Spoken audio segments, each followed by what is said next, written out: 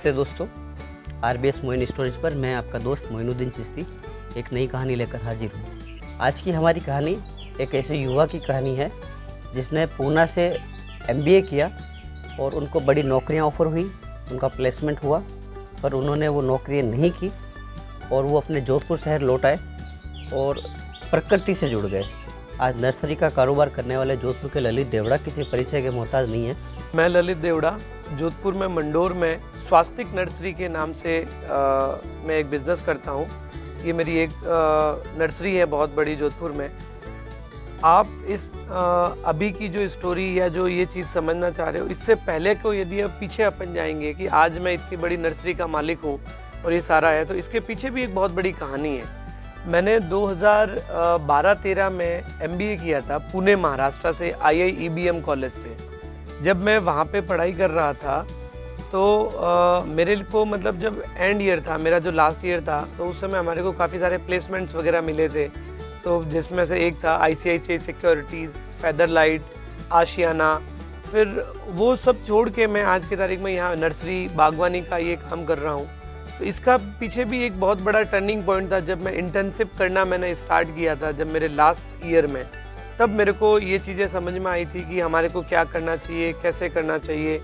मेरा एग्रीकल्चर या नर्सरी से बिल्कुल भी बैकग्राउंड नहीं था। मैं एक साइंस मैथमेटिक्स का स्टूडेंट था, वहाँ से एमबीए किया और एमबीए करने के बाद में आज मैं जोधपुर की सबसे बड़ी नर्सरी को चला रहा हूँ। जब मैं एमबीए कर रहा था तो उस समय मुझे मेरे जहाँ मैं रहता था वाकड़ से वागोली करके एक जगह है, वहाँ पे मुझे इंटर्नशिप में जाना पड़ता। मेरा इंटर्नशिप अमूल में था, अमूल इंडिया में। तो ऑलमोस्ट 32 से 35 किलोमीटर का डिस्टेंस होता था, मुझे एवरीडे बाइक पे वहाँ जाना पड़ता था। तो इस दरमियान जो रास्ते में जो जगहें देखी थी मैंने, वहाँ पे बड़े बड़े काफ़ी पॉली हाउसेज, ग्रीन हाउसेज देखे थे। तो उनको मैंने मतलब जब पहली बार देखा था तो समझ में नहीं आया कि ये हो क्या रहा है, कि शायद कोई बड़ा कोई फंक्शन हो रहा है, कुछ प्रोग्राम हो रहा है। मुझे लगा इस टाइप से कुछ वो था, जबकि एक्चुअल में वो वैसा कुछ भी नहीं था। वो बड़े बड़े ग्रीन हाउसेज थे, पॉली हाउसेज थे, जहाँ पे मतलब डच रोजेज़ हैं, जर्बरा है, कॉर्नेशन है, या जो एक्जॉटिक वेजिटेबल्स हैं वो सारी ग्रो हो रही थी। मेरा प्लेसमेंट ICICI सिक्योरिटीज़ में हुआ था, जो कि अराउंड 8 लाख का मुझे पैकेज दिया गया था ICICI सिक्योरिटी ने। बट मेरे को जब वो कंट्रीब्यूशन, जुड़ाव हो गया था इन प्लांट से और इन सब से, या जो मेरे को ये समझ में आने लग गया था, तो मैं फिर उसको सबको छोड़ के और अपने जो पेरेंटियल लैंड है वहाँ पे मैंने मतलब पॉली हाउस और ग्रीन हाउस को लगाने के लिए उसकी प्रोसेस को स्टार्ट की। जब मैं फिर पुणे में ये सारा ग्रीन हाउस का कॉन्सेप्ट देखने के बाद मैं जोधपुर आ गया, सब वहाँ पे नौकरी वोकरी छोड़ के, तो सबसे पहले मेरा यही टारगेट था कि मैं कैसे मतलब अपने यहाँ पे फार्म पे पॉली हाउस, ग्रीन हाउस बनाऊंगा। तो हमने उद्यान विभाग जो जोधपुर में कार्यालय में जाके संपर्क किया वहाँ पे।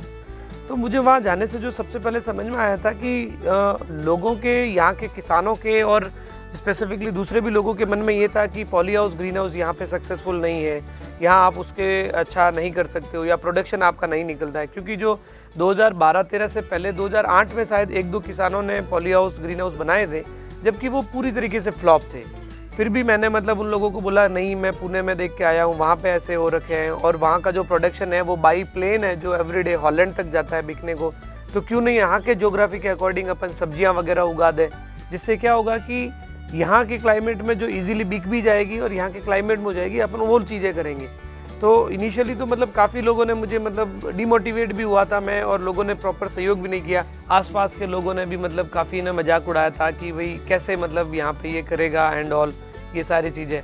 बट आज क्या जो कंडीशन देखता हूँ कि जिस तरीके से हमने पॉली हाउस भी बहुत अच्छे से रन किया, 4 साल 5 साल तक एक्सटेंसिवली मैंने पॉली हाउस पे काम किया और वेस्टर्न राजस्थान में मतलब सबसे ज़्यादा हाईएस्ट प्रोडक्शन निकाला था। हमने हाफ एकड़ से 28 टन तक का प्रोडक्शन निकाला था। सब में मुझे याद है, मैं IHITC दुर्गापुरा, मुझे यहाँ के उद्यान विभाग ने मौका दिया, उसके लिए मैं उनका शुक्रगुजार हूँ कि मुझे IHITC दुर्गापुरा में भेजा था, जो इंटरनेशनल हॉर्टिकल्चर ट्रेनिंग सेंटर है। वहाँ पे मैं गया तो मुझे मतलब मेरा एक तरह से इस फील्ड के लिए, एग्रीकल्चर के लिए पूरा ही मतलब वो ही चेंज हो गया, मतलब एक नज़रिया ही चेंज हो गया आप कहेंगे। मुझे वहाँ पे बहुत अच्छे साइंटिस्ट लोग मिले थे, जो हमारे लेक्चरर थे, प्रोफेसर थे, जिन्होंने हमारे को ट्रेनिंग्स दी थी। दैट वाज ऑलमोस्ट 20 दिन या 1 महीने का मेरा ट्रेनिंग हुआ था। उसमें मुझे आज भी याद है डॉक्टर राजेश कुमार सैनी जी थे, जिन्होंने हमारे को बेसिक्स बिल्कुल क्लियर किए कि प्लांट्स कैसे ग्रो होते हैं, उसमें कौन सा फर्टिलाइज़र लगता है, किस समय उनको ह्यूमिडिटी का क्या इफ़ेक्ट रहता है, टेम्परेचर का क्या इफ़ेक्ट रहता है। तो इन सारी चीज़ों को जब हमने वहाँ समझा तो एक तरह से पूरी साइंस समझ में आई कि खेती को करना या मतलब एग्रीकल्चर, बागवानी को, हॉर्टिकल्चर को करना या नर्सरी को चलाना, इन सब में जो पेड़ है उन सब पेड़ों को भी इंसानों की तरह डिमांड्स रहती है। करीब 2017-18 की बात होगी कि हमारे दिमाग में आया और हमने स्वास्तिक नर्सरी नाम से एक नई फर्म और खोली, जहाँ पे हमने सभी तरह के पेड़ पौधे, इंडोर, आउटडोर, आपके बड़े बड़े प्रोजेक्ट्स में लगने वाले पौधे, ट्री प्लांट, फ्रूट प्लांट्स, इन सब का काम भी हमने साथ साथ में स्वास्तिक नर्सरी के नाम से स्टार्ट किया।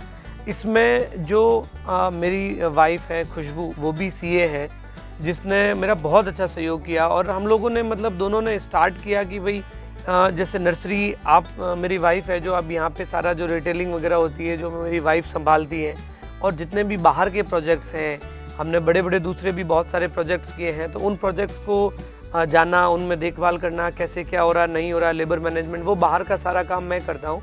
और फार्म पे जो नर्सरी का सेटअप किया हुआ है हमने, वो मेरी मिसेज खुशबू है, वो है जो सारा देखती है। एजुकेशन के साथ साथ जो पुराने तरीके से जो ट्रेडिशनल फार्मिंग होती थी या ट्रेडिशनल तरीक़ों से जो होती थी, तो एजुकेशन से एक इतना बड़ा बेनिफिट मिलता है कि आपको नई नई टेक्नोलॉजीज़ हैं या जो नए नए इन्वेंशंस हैं उनके बारे में आपको पता चलता है और आप बहुत अच्छे लिए और बहुत क्विकली कम टाइम में बहुत अच्छा रिजल्ट ला सकते हो। यदि आप टेक्नोलॉजी को साथ साथ में लेके चलते हैं तो चाहे वो कोई भी फील्ड हो, तो आप उसको बहुत कम समय में बहुत अच्छे मतलब एक स्टेज पे पहुंच सकते हो और अच्छा रिजल्ट ले सकते हो।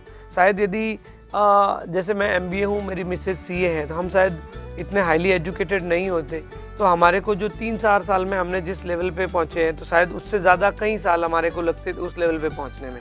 तो एजुकेशन, शिक्षा एक डेफिनेटली बहुत बड़ा रोल प्ले करती है। इस टेक्नोलॉजी के बदौलत ही देखिए हमने मतलब वेस्टर्न राजस्थान में एकदम डाइवर्सिफाइड जहाँ क्लाइमेट है, जहाँ पे मतलब ईजी नहीं था, फिर भी हमने यहाँ पे 1/2 एकड़ के अंदर से 28 टन खीरा निकाला, जो कि अपने आप में एक रिकॉर्ड प्रोडक्शन था। तो इस तरह से मतलब आप टेक्नोलॉजी और इन नई नवाचार को साथ में लेके बहुत ही ज़्यादा मतलब ओवर प्रोडक्शन या अच्छा प्रोडक्शन आप कर सकते हो। जोधपुर में जो सबसे बड़ा अभी तक हॉर्टिकल्चर का या पेड़ पौधों का काम हुआ है वो IIT जोधपुर में हुआ है। कड़वड़ में IIT जोधपुर सिचुएटेड है। उसकी ज्योग्राफी आप देखेंगे, जो जिस तरीके की लोकेशन वहाँ थी, जहाँ पानी अवेलेबल नहीं था, जहाँ मिट्टी अच्छी अवेलेबल नहीं थी, कुछ भी मतलब प्लांट्स के लिए सूटेबल नहीं था, वहाँ हमारे को मौका मिला। हमारे से पहले 3-4 और बड़ी बड़ी कंपनियाँ आई थी, बट उन लोगों की यहाँ की ज्योग्राफी, यहाँ का नेचर के बारे में नहीं पता था, तो उनके कुछ भी प्रोजेक्ट्स या प्लांट्स जो उन्होंने लगाए थे वो सक्सेसफुल नहीं थे। फिर टाटा प्रोजेक्ट लिमिटेड, जो TPL जिसको बोलते हैं, उन्होंने मुझे इंट्रोड्यूस किया वहाँ पे और अपना सारा प्रोजेक्ट बताया कि हमारे को यहाँ ग्रीनरी है और ये सब करना है। तो हमने IIT कड़वड़ में ऑलमोस्ट 1 करोड़ के आसपास का काम किया, जिसमें मतलब जहाँ नेक्स्ट टू इम्पॉसिबल वाला चीज़ था। अगेन देखिए टेक्नोलॉजी यहाँ पे भी कितना काम आई। मैं बेसिकली जब ड्रॉट एरिया की जगह से बिलोंग करता हूँ, वेस्टर्न राजस्थान में जहाँ सूखा है, तो हमने वहाँ पूरा जो काम किया वो इरिगेशन सिस्टम के साथ में काम किया। ड्रिप इरिगेशन सिस्टम काम ले लिए हमने वहाँ पे ग्रासिंग लगाई, तो सारे पॉपअप्स जो स्प्रिंकलर सिस्टम होते हैं उनको हमने काम लिया। अल्टीमेटली कम रिसोर्सेज से ज़्यादा आप ऑप्टिमम उनको कैसे काम कर सकते हो या ज़्यादा आउटपुट कैसे ले सकते हो, वो सारी टेक्नोलॉजीज़ हमने वो काम की। तो आज की तारीख में जो आज से 1.5 साल 2 साल पहले जैसा IIT का कैंपस दिखता था और अभी का आप जो कैंपस देखते हैं, आपको ऐसा लगेगा कि आपको बिलीव ही नहीं होगा कि ये वही जगह है। आप ऐसा लगेगा कि आप कहीं बहुत ही अच्छे देहरादून में या आप कश्मीर में कहीं जगह पे आ गए हो, जहाँ पे मतलब इतनी ग्रीनरी है, इतने कलरफुल फ्लावर्स आ रहे हैं। ये सारी चीज़ें टेक्नोलॉजी को और कंटिन्यूसली मेरे जो मैन पावर था, मेरा स्टाफ था, और हम लोगों ने जब उसको डिज़ाइन किया था, जब हमने काम करने से पहले उसको डिज़ाइनिंग किया था, तो डिज़ाइन ही हमने उसको इस तरीके से, जैसे डायरेक्टर का जो प्राइवेट गार्डन है या जो एडमिन ब्लॉक के आगे वाले फ्रंट वाले जो पार्क्स हैं या जो लाइब्रेरी के पास वाली जगह है या लेक्चर हॉल के पास वाले जो जगह है, उन सारे लोकेशंस को हमने उसके अकॉर्डिंग डिज़ाइन किया। यहाँ मरुस्थलीय भूमि में या जो कम पानी में जो ज़्यादा अपने को रिजल्ट दे सके, सारे प्लांट सिलेक्शन वगैरह उसके अकॉर्डिंग ही करके, तो आज आप देखेंगे कि इतने टॉपेरी वगैरह प्लांट्स लगे हैं, वो एकदम नेचुरल से लगते हैं और बहुत ही अच्छी तरीके से वहाँ ग्रो कर रहे हैं। मैं इस प्रोजेक्ट का इंचार्ज हूँ और TPL की तरफ से मैं यहाँ पे पोस्टेड हूँ। ललित जी ने हमारे यहाँ हॉर्टिकल्चर का काम किया है और जो कि मैं समझता हूँ कि बड़ी बखूबी काम किया है, अच्छी तरह काम किया है। और जो आप ये आईआईटी जोधपुर में आज जितना ग्रीन या हरियाली देख पा रहे हैं उसका क्रेडिट मिस्टर ललित को ही जाता है। ललित जी का इस प्रोजेक्ट के साथ एसोसिएट होने का एक इत्तेफाक रहा। यहाँ पे स्टार्टिंग में यहाँ पे कोई हरियाली या कुछ भी था नहीं, हॉर्टिकल्चर के नाम से कुछ भी था नहीं। तो फिर हमने इनसे इस प्रोजेक्ट के अंदर में उनसे मिलकर फिर यहाँ पे इन्वॉल्व किया। एक छोटे तौर पे स्टार्ट किया था जो कि रेजिडेंशियल प्लॉट्स, रेजिडेंशियल हाउसिंग के साथ में जो ग्रीनरी के लिए इनसे पहले बात हुई। फिर धीरे धीरे इनका काम देखा और we have involved him in a bigger way. और जितना आज यहाँ पे डेवलपमेंट ग्रीनरी देख रहे हैं एडमिनिस्ट्रेटिव ब्लॉक्स के साथ में या डायरेक्टर रेजिडेंसेस के पास में, ये सारा इनका ही किया हुआ है। इनने अपने से ही डिज़ाइन किया है। अभी जो आप यहाँ पे देख रहे हैं जो ग्रीनरी है या जो सारी चीज़ें यहाँ पे हैं, it gives a very good aura to the institute as well, and has been created by Swastik Nursery under Mr. Lalit Devra. सो इसके साथ साथ में ही हमने बहुत सारे दूसरे प्राइवेट्स भी प्रोजेक्ट्स किए हैं बड़ी बड़ी कंपनियों के साथ में। जैसे अभी हमारा बसंत हैंडीक्राफ्ट के साथ में काम चल रहा है। हम उनका सारा जो कि अपने आप एशिया में सबसे बड़ा उनका फैक्ट्री सेटअप है, शोरूम है, अपने आप में यूनिक तरह का उन्होंने बनाया है। तो उसका सारा लैंडस्केपिंग है, उनका सारा प्लांटेशन का काम है, हॉर्टिकल्चर का वो कर रहे हैं। आपको एक और रिकॉर्ड करता हूँ, ट्रेडिशनल हैंडीक्राफ्ट करके हैं जिन्होंने भी अपना बहुत अच्छा गार्डन डेवलप करवाया है। वो सारा का सारा हम लोग मतलब डेवलप कर रहे हैं। तो ऐसे खूब सारे जोधपुर में भी अलग अलग जगहों पे हैं जहाँ हम काम कर रहे हैं, लोगों को मतलब प्लांट्स, नेचर के बारे में कनेक्ट कर रहे हैं, उनके बारे में पूरा उनको नॉलेज दे रहे हैं। 2018 में पहली बार नर्सरी स्टार्ट किया था तो हमारा मुश्किल से 25-30 लाख रुपया का टर्नओवर था। बट मेरा ये मानना था कि आपको या ये बिज़नेस को स्टार्ट करने से पहले कि सिर्फ कस्टमर्स को प्लांट्स नहीं बेचना है, आप उसको प्लांट्स बेचने के साथ साथ उसको एडुकेट भी करें, उसको समझाएं कौन सा प्लांट्स में कब पानी देना होता है, कौन सा फर्टिलाइज़र उसमें लगता है, या कौन से इंडोर के हैं, आउटडोर के हैं। तो उन सब चीज़ों को मैं डे 1 से ही अपने क्लाइंट्स को समझाते रहा। तो जब मेरा इनिशियली 25-30 लाख टर्नओवर, फिर हमारा 60-70 लाख रुपया, फिर 1 CR के आसपास में पहुंचा। इस तरह से अल्टीमेटली हमने लास्ट 2-3 साल में 2.5 से 3 करोड़ का जो टर्नओवर किया, दैट वाज बिकॉज ऑफ कि हमने क्लाइंट्स को सारी चीज़ें डिस्कशन की, उनको बताया। जबकि हमारे जो दूसरे कंपटीटर्स कहेंगे या जो दूसरे जनरल नर्सरी मैन होते हैं वो लोग अवॉइड करते हैं, वो कस्टमर्स को नहीं बताते हैं कि भाई आपको इस पौधे में ये बीमारी होती है, या इसको इस टाइप में पानी रख देना होता है, या इसको इंडोर रखना है, इसको आउटडोर रखना है। तो हमने जब ये सारी चीज़ें बताई तो उन्होंने हमारे को भी अपोज किया। मैं आज के युवाओं से भी बोलूँगा कि उन लोगों को भी कुछ नया इनोवेटिव काम करना चाहिए। जैसे आप नर्सरी को ही ले लें, यदि कोई युवा यंग बंदा कोई नर्सरी में काम या नर्सरी लगाना चाहता है तो देखिए बहुत छोटे से पैरामीटर्स हैं, but they are very important. Like आपके पास में सबसे पहले तो लैंड की अवेलेबिलिटी होनी चाहिए, और दूसरा जो मोस्ट इम्पॉर्टेंट थिंग है आपके पास वाटर की क्वालिटी। आप जब भी हॉर्टिकल्चर या प्लांट्स में डील करते हो तो आपको सबसे ज़्यादा जो इम्पोर्टेंट लगता है वो पानी लगता है। यदि आपके पास में अच्छा पानी है, अच्छा क्वालिटी का पानी है, तो आप डेफिनेटली मतलब इस फील्ड में आ सकते हो और बहुत अच्छे लेवल पे पहुंच सकते हो। तो ये सब काम करने के साथ साथ जो काफ़ी सारी मुझे मतलब अवार्ड्स हैं, उपलब्धियां मिली हैं। मैं आपको, मुझे आज भी याद है जब हमने पॉली हाउस में सबसे ज़्यादा प्रोडक्शन निकाला था तो जिला प्रशासन के द्वारा हमारे को मतलब जिला लेवल पे अवार्ड दिया गया था 15 अगस्त को। मुझे आज भी याद है वीर दुर्गादास अवार्ड भी हमारे को उद्यानिकी में अच्छा काम करने के लिए मिला था। फिर हमारी जो नर्सरी है उस नर्सरी को सबसे बेस्ट नर्सरी का अवार्ड से भी अवॉर्डेड किया गया है। साथ ही साथ में ग्राम जयपुर जब हुआ था, एक बहुत बड़ा एग्रीकल्चर फेयर था, तब मुख्यमंत्री वसुंधरा राजे और राधा मोहन जो agriculture minister government of India थे, उन्होंने भी फार्मर जोधपुर डिस्ट्रिक्ट का सबसे बेस्ट बागवानी में काम करने वाले का अवार्ड हमारे को दिया था। साथ ही साथ में जो काफ़ी सारे डेलीगेट्स हैं, जैसे बड़े बड़े जो ऑफिसर्स हैं स्पेसिफिकली हॉर्टिकल्चर्स वाले, वो लोगों ने हमारे यहाँ पे फार्म पे विज़िट किया है, हमारे ग्रीन हाउस को, नर्सरी को देखा है। हमने जो हमारे पास है मुख्यमंत्री जो अभी वर्तमान मुख्यमंत्री हैं अशोक गहलोत साहब, उन्होंने भी हमारा फार्म विज़िट किया है। सो अल्टीमेटली आपका कहीं ना कहीं लोगों से और ज़्यादा कनेक्शंस होता है, ये लोग भी आते हैं, देखते हैं और अप्रिशिएट करते हैं। साथ ही सरकार द्वारा मुझे एग्रीकल्चर यूनिवर्सिटी का बॉम का मेंबर बनाया गया है और जो सीड सर्टिफिकेशन अथॉरिटी है उसका भी मुझे इंडिपेंडेंट डायरेक्टर जो सदस्य कहेंगे एक तरह से वो नियुक्त किया गया है। सब उपलब्धियों के साथ साथ में जो आज की तारीख में जो मैं फील करता हूँ जो सबसे बड़ी उपलब्धि है कि मैंने खुद के लिए तो किया ही किया। आज की तारीख में मेरे यहाँ पे 15 से 20 का जो लेबर का स्टाफ है उन लोगों को मैंने रोज़गार का अवसर प्रदान किया। साथ साथ में बहुत बार तो ऐसा होता है कि हमें इससे ज़्यादा लेबर्स को भी बुलाना होता है, तो मेरे को ये फील होता है कि सबसे बड़ी मेरी उपलब्धि है कि मैं खुद के रोज़गार के साथ साथ मैं दूसरों को भी रोज़गार प्रदान कर। जैसे जैसे मेरे पति का काम आगे बढ़ा तो हमने सोचा कि अपने इस नर्सरी के बिज़नेस को और आगे बढ़ाते हैं।